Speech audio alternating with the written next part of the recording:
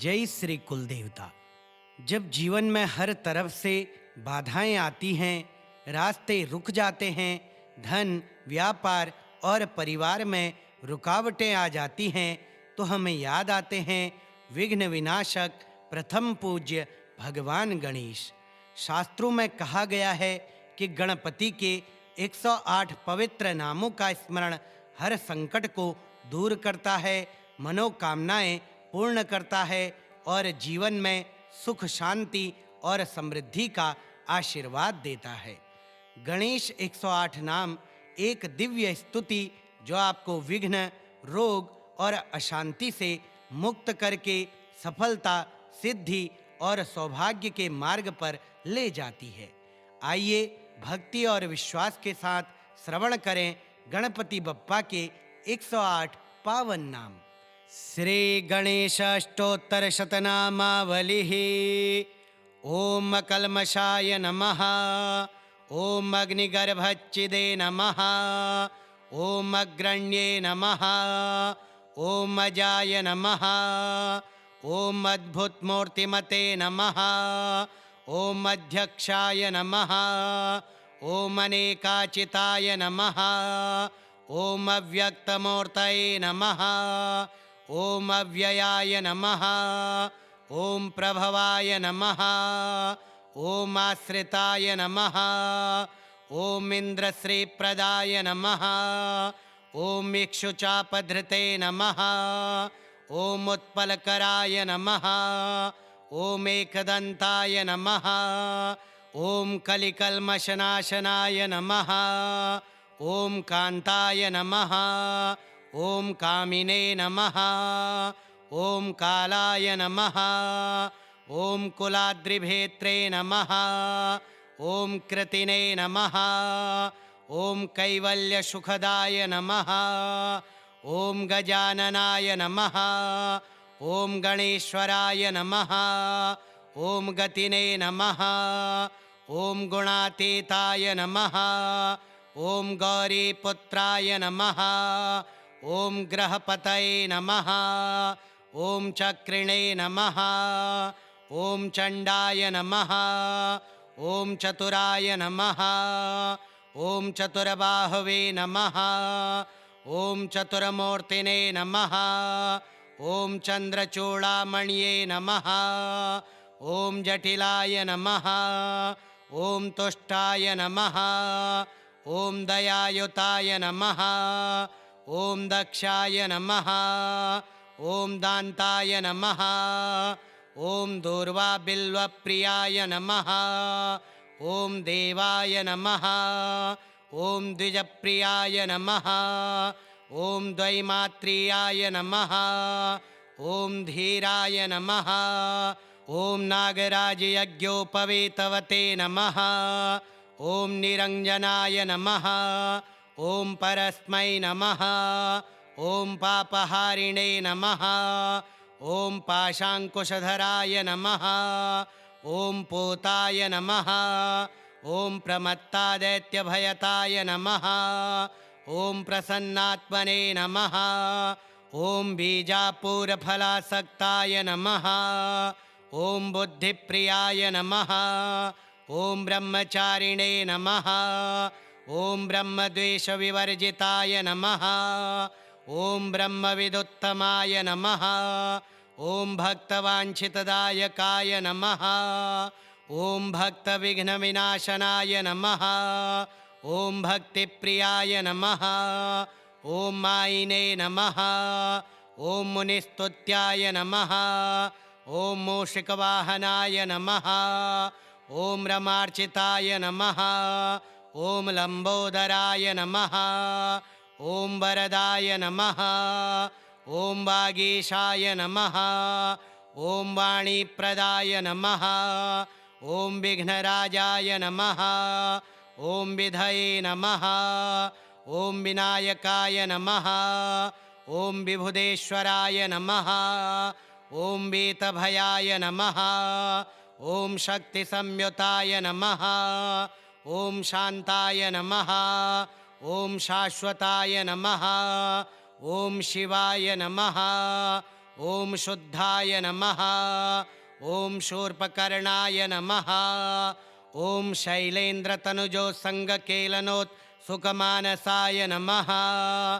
ॐ श्रीकण्ठाय नमः ॐ श्रीकराय नमः ॐ श्रीदाय नमः ॐ श्रीप्रतये नमः ॐ सच्चिदानन्दविग्रहाय नमः ॐ समस्तजगदाधाराय नमः ॐ समाहिताय नमः ॐ सर्वतनयाय नमः ॐ सर्वरिप्रियाय नमः ॐ सर्वसिद्धिप्रदाय नमः ॐ सर्वसिद्धिप्रदायकाय नमः ॐ सर्वात्मकाय नमः ॐ सामघोषप्रियाय नमः ॐ सिद्धार्चितपदाम्बुजाय नमः ॐ सिद्धिदायकाय नमः ॐ सृष्टिकर्त्रे नमः ॐ सोमसूर्याग्निलोचनाय नमः ॐ सौम्याय नमः ॐ स्कन्दाग्रजाय नमः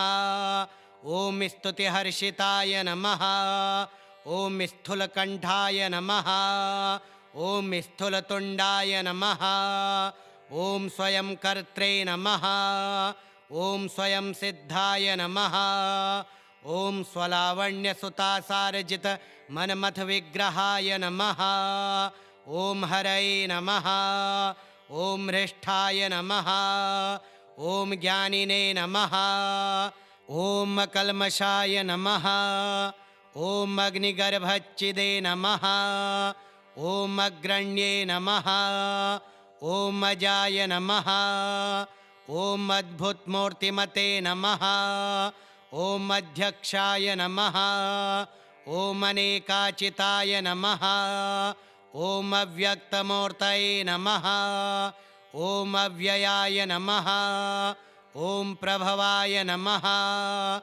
ॐ आश्रिताय नमः ॐ इन्द्रश्रीप्रदाय नमः ॐ इक्षुचापधृते नमः ॐ उत्पलकराय नमः ॐ एकदन्ताय नमः ॐ कलिकल्मषनाशनाय नमः ॐ कान्ताय नमः ॐ कामिने नमः ॐ कालाय नमः ॐ कुलाद्रिभेत्रे नमः ॐ कृतिने नमः ॐ कैवल्यसुखदाय नमः ॐ गजाननाय नमः ॐ गणेश्वराय नमः ॐ गतिने नमः ॐ गुणातीताय नमः ॐ गौरीपुत्राय नमः ॐ ग्रहपतये नमः ॐ चक्रिणे नमः ॐ चण्डाय नमः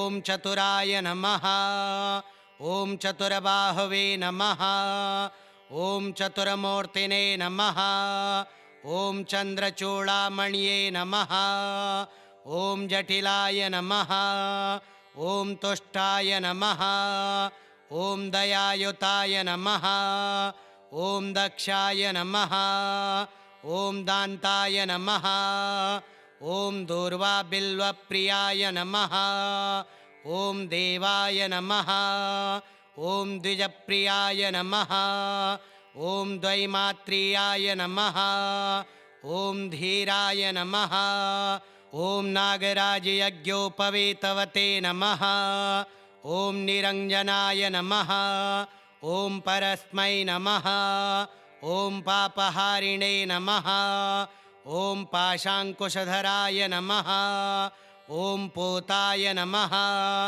ॐ प्रमत्तादैत्यभयताय नमः ॐ प्रसन्नात्मने नमः ॐ बीजापूरफलासक्ताय नमः ॐ बुद्धिप्रियाय नमः ॐ ब्रह्मचारिणे नमः ॐ ब्रह्मद्वेषविवर्जिताय नमः ॐ ब्रह्मविदुत्तमाय नमः ॐ भक्तवाञ्छितदायकाय नमः ॐ भक्तविघ्नविनाशनाय नमः ॐ भक्तिप्रियाय नमः ॐ मायिने नमः ॐ मुनिस्तुत्याय नमः ॐ मूषिकवाहनाय नमः ॐ रमार्चिताय नमः। ॐ लम्बोदराय नमः। ॐ वरदाय नमः। ॐ वागीशाय नमः। ॐ वाणीप्रदाय नमः। ॐ विघ्नराजाय नमः। ॐ विधये नमः। ॐ विनायकाय नमः। ॐ विभुदेश्वराय नमः। ॐ वीतभयाय नमः। ॐ शक्तिसंयुताय नमः। ॐ शान्ताय नमः। ॐ शाश्वताय नमः। ॐ शिवाय नमः। ॐ शुद्धाय नमः। ॐ शूर्पकर्णाय नमः। ॐ शैलेन्द्रतनुजोत्सङ्गकेलनोत्सुकमानसाय नमः।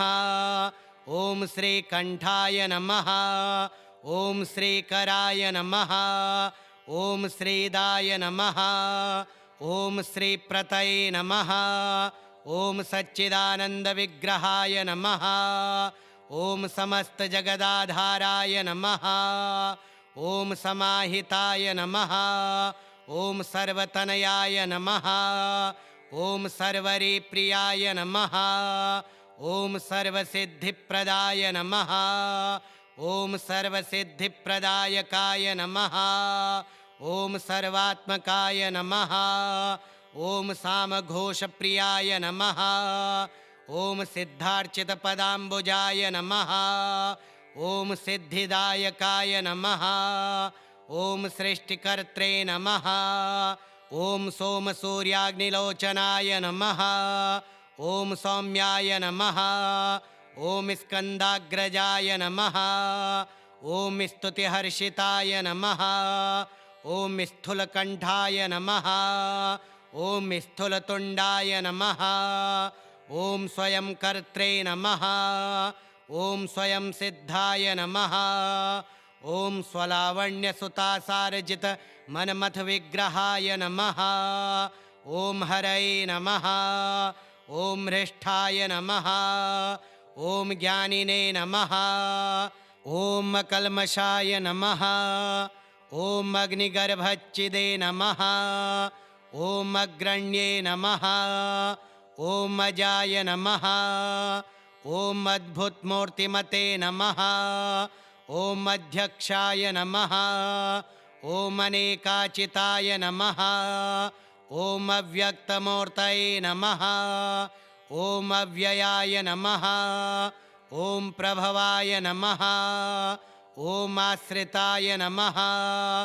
ॐ इन्द्रश्रीप्रदाय नमः। ॐ इक्षुचापधृते नमः। ॐ उत्पलकराय नमः। ॐ एकदन्ताय नमः। ॐ कलिकल्मषनाशनाय नमः। ॐ कान्ताय नमः। ॐ कामिने नमः। ॐ कालाय नमः। ॐ कुलाद्रिभेत्रे नमः। ॐ कृतिने नमः। ॐ कैवल्यसुखदाय नमः। ॐ गजाननाय नमः। ॐ गणेश्वराय नमः। ॐ गतिने नमः। ॐ गुणातीताय नमः। ॐ गौरीपुत्राय नमः। ॐ ग्रहपतये नमः। ॐ चक्रिणे नमः। ॐ चण्डाय नमः। ॐ चतुराय नमः। ॐ चतुर्बाहवे नमः। ॐ चतुर्मूर्तिने नमः। ॐ चन्द्रचूडामण्ये नमः। ॐ जटिलाय नमः। ॐ तुष्टाय नमः। ॐ दयायुताय नमः। ॐ दक्षाय नमः। ॐ दान्ताय नमः। ॐ दूर्वाबिल्वप्रियाय नमः। ॐ देवाय नमः। ॐ द्विजप्रियाय नमः। ॐ द्वैमात्रेयाय नमः। ॐ धीराय नमः। ॐ नागराजयज्ञोपवीतवते नमः। ॐ निरञ्जनाय नमः। ॐ परस्मै नमः। ॐ पापहारिणे नमः। ॐ पाशाङ्कुशधराय नमः। ॐ पूताय नमः। ॐ प्रमत्तादैत्यभयताय नमः। ॐ प्रसन्नात्मने नमः। ॐ बीजापूरफलासक्ताय नमः। ॐ बुद्धिप्रियाय नमः। ॐ ब्रह्मचारिणे नमः। ॐ ब्रह्मद्वेषविवर्जिताय नमः। ॐ ब्रह्मविदुत्तमाय नमः। ॐ भक्तवाञ्छितदायकाय नमः। ॐ भक्तविघ्नविनाशनाय नमः। ॐ भक्तिप्रियाय नमः। ॐ मायिने नमः। ॐ मुनिस्तुत्याय नमः। ॐ मूषिकवाहनाय नमः। ॐ रमार्चिताय नमः। ॐ लम्बोदराय नमः। ॐ वरदाय नमः। ॐ वागीशाय नमः। ॐ वाणीप्रदाय नमः। ॐ विघ्नराजाय नमः। ॐ विधये नमः। ॐ विनायकाय नमः। ॐ विभुदेश्वराय नमः। ॐ वीतभयाय नमः। ॐ शक्तिसंयुताय नमः। ॐ शान्ताय नमः।